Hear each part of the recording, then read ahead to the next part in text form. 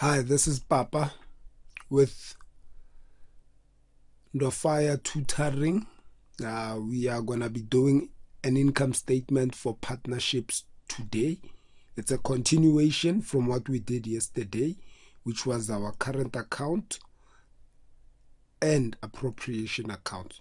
So we're given this list of balances, of which you should know if you have seen the video that we did previously. So I urge you to check out our previous video before you continue with this exercise. Now, this here is a list of balances as at 28 February 2015. Let's carry on and check out our required. So for our required, we have additional information, we have required. Now required, they say prepare toy pork traders income statement. That's Roman italic 1. So that's the only thing we'll be doing today. Tomorrow we'll do the statement of changes in equity, and the day after that we'll do the statement of financial position. And then we will have to do the notes as well for the property, plant and equipment for the year ended 28 February 2015. So without wasting time, let's carry right along. It's as if you're writing an exam. So what I've done is I've basically created a small template for my income statement. So with the income statement, we all know we start off with revenue. So let's go back to the list of balances. We have sales. Okay, oh, that's good. Now let's check out if there's any transactions or additional information that affects that. From what I see, 1, 2, 3, 4 and 5, there's nothing that involves sales. So all the amounts that we are going to be recording are going to be on the list of balances. So let's go back to the list of balances. So sales is 97,600. Now with sales, you have to deduct sales returns, as well as if there were any discounts that we have received, right? So if we received a discount, then we deduct it from sales. So 97,600. I see the sales return and sales returns is 860. So we'll start the recording. And remember, we're doing this as if we're doing an exam. So just note that the time will be an issue when you write your exam. So we'll keep this timed as well. So firstly, we are going to have our sales amount, or you can write it as a revenue, but I prefer writing sales because that's what's written up there on our list of sales. So we had 97,600, right, in our list of balances, and we had a sales return of how much? 860. So use your calculator. What is 97,600 minus 860? According to my calculator, it is 96,740. And after having done this, we are then going to move on to the cost of sales. Now the cost of sales can be given at times, or you need to work it out. So we are going to have to go to our list of balances to check if it has been given, or we need to work it out. So according to our list of balances there, we do not have cost of sales. Therefore, we need to work it out. How you work it out is you look at whether you have inventory or trading stock. Inventory on the 1st of March 20.14 is equals to 21,530. Therefore, that's the first amount that we need to record when we work out cost of sales. So we'll quickly go down to our recording and record that amount. So the amount of inventory, or let's just call it opening stock. Remember, this is trading stock. So opening stock, according to what we saw there, was 21,530. I prefer doing it on this side, and then I'll record the amount for cost of sales above here. So I'll start off by doing a mini calculation to get me to my cost of sales. So 21,530 was the opening stock. Just remember that. Or inventory on the first day of the year, meaning that 1st March 2014. Now, as you can see above, I made a mistake. Our financial year ends 2015. So please note that mistake as we move on to the next part of the question, where after recording inventory or opening stock at the beginning of the year, you then need to look at the purchases. So this is a standard format. Purchases. For purchases, again, similar to sales, you can be given a discount. There can be purchases returns. So we need to go back to our list of balances. Remember, in the additional information, there was nothing concerning this. Therefore, we have to look at the list of balances. So purchases is equal to, according to the list, is 44,000, right? So do we have any purchases returns? Yes, one. And we also have a settlement discount received. Therefore, remember, we were settling an account. So we settled it on time, so we received a discount for it. So 1,450 as well as 850 should be deducted from 44,000. So let's go down to our recording, where let's just put it right on the same line with purchases. We're not gonna complicate things too much, so let's just put it inside brackets, that calculation, which will be 44,000 minus 850. The 850 is the purchases returns, minus, and then the settlement discount is 1,450, so 1,450. We have that, and then we are gonna then have to put in the amount of 41,000. Sorry, the amount of 41,700. Yes, according to my calculate, 41,700. So once you have done this, you can make a mini subtotal right there and add these amounts: 0, 5, 12, 13, rather 3, as well as you have your 6. Is it 6? Yes, should be 6. So 63,250, that's our subtotal.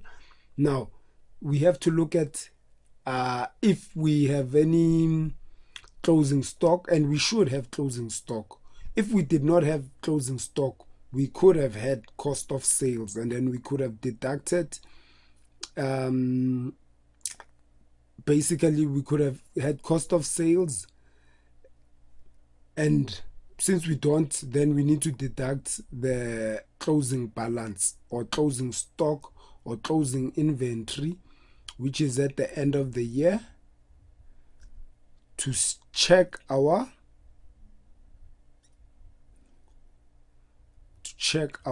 workings. So this is at 28 Feb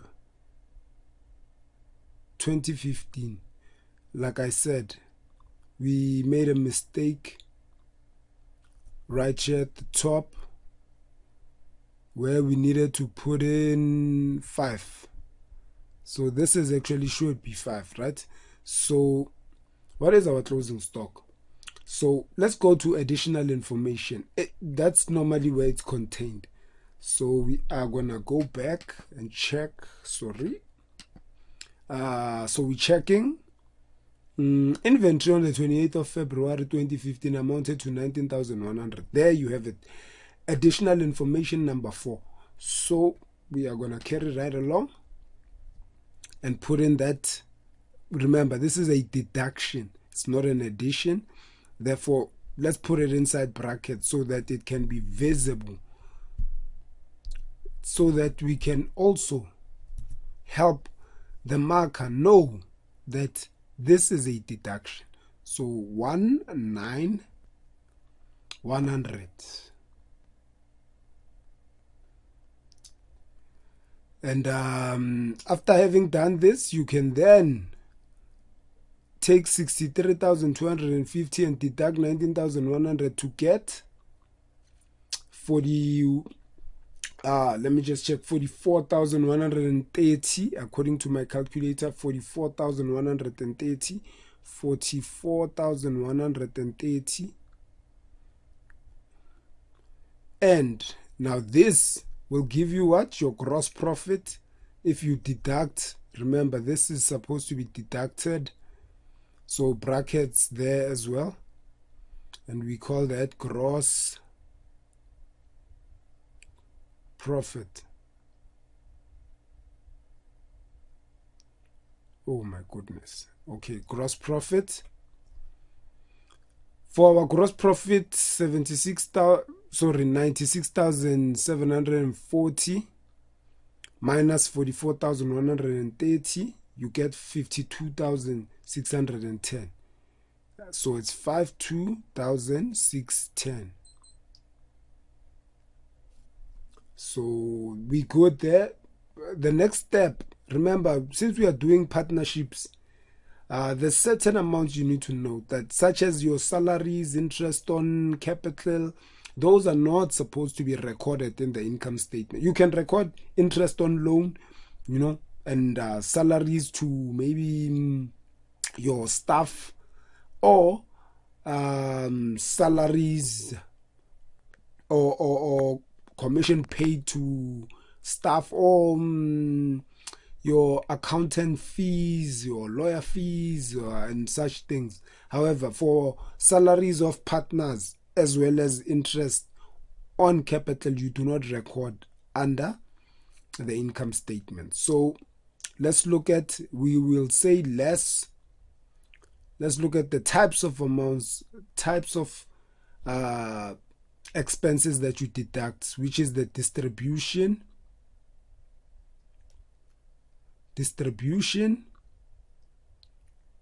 clearly transports probably, and administrative,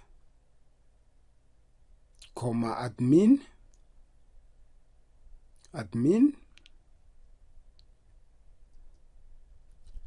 and other expenses, right? So let's just put it like that, and other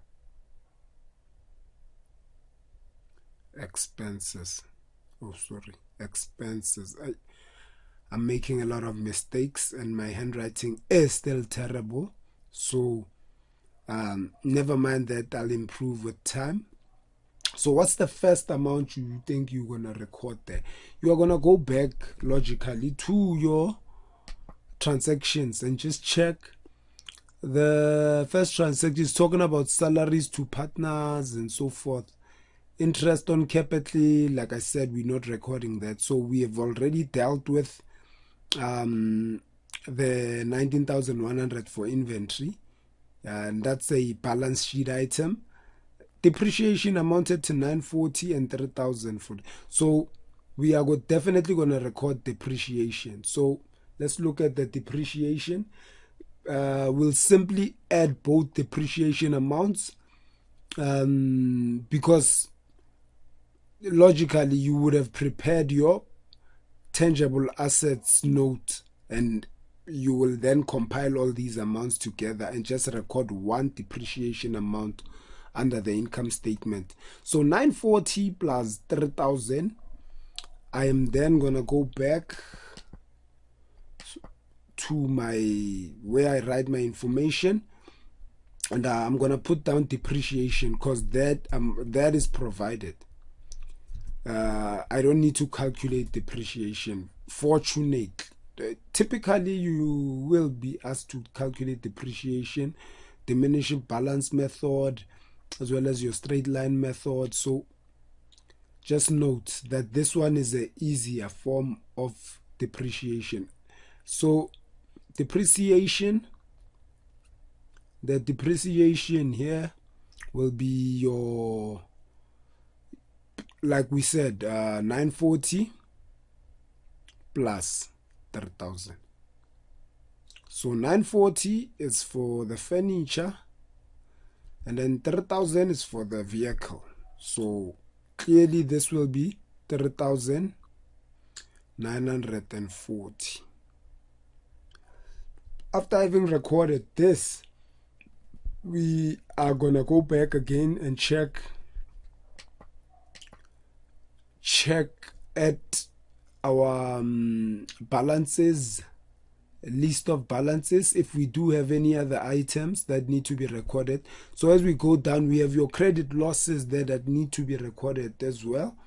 Let's also check, we have administrative expenses. There's a very interesting note regarding administrative expenses, so let's go and check it.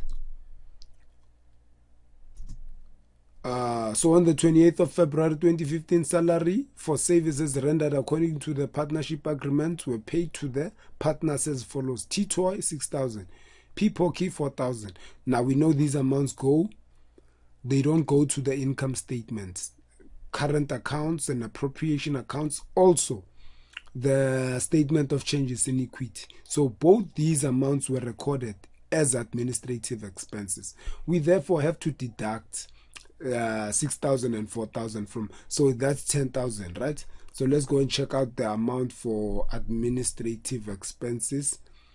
Admin expense 33,750. If you remove 10,000, it becomes 23,750. So we'll go and record that quickly under our income statement. Let's record that. So remember, we also saw credit losses, so that's another item that we need to record. Firstly, administrative expenses, admin expenses. Admin expenses, they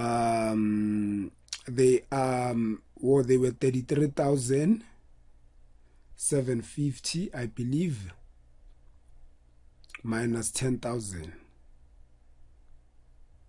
So that makes it 23,750. And then what's the next item? We saw credit losses there. So for credit losses also,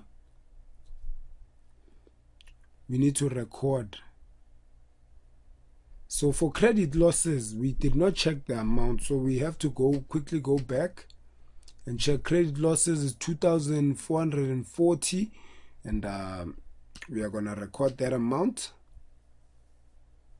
2,000, because there's no adjustment regarding those credit losses, so we need to record it as is, which is now your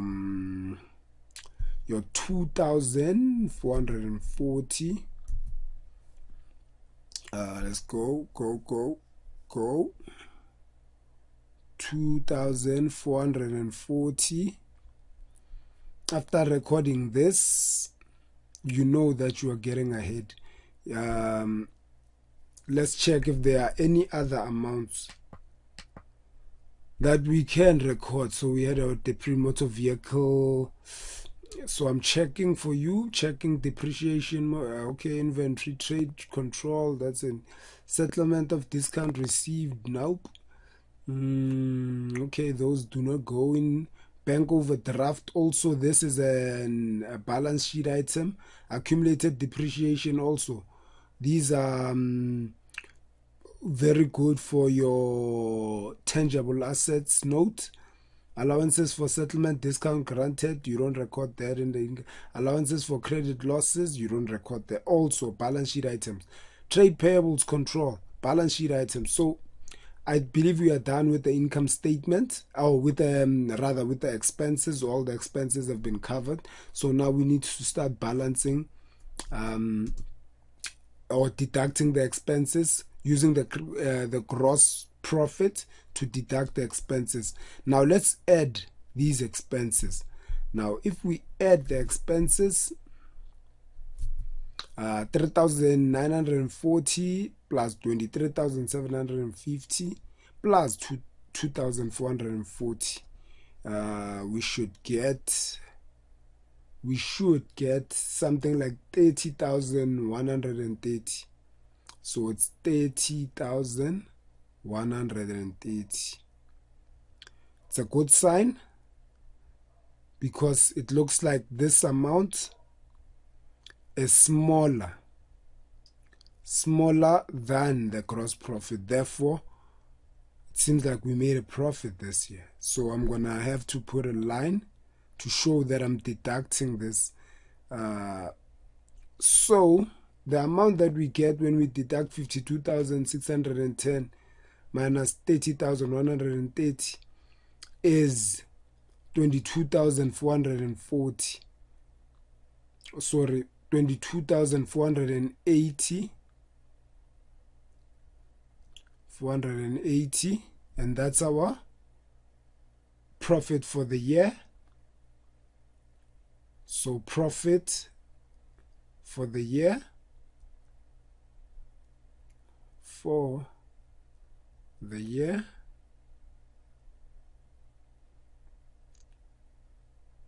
and once we have profit for the year, we need to consider if there's any other income that we have received. So other comprehensive income, other income that we can put in. According to what I've seen, there's no other income that we can add here. So there was no interest income, there was no other form of income. So can write a line there just to say you do understand. So the total profit for the year will be, so the profit for the year still remains the same. For the year,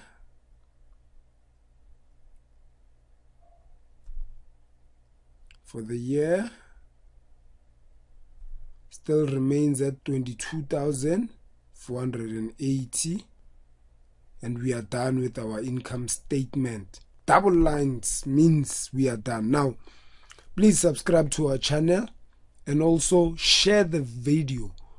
Share with people that are doing grade 11, grade 12, because this is of great interest to them. And thank you for watching the video. Catch you again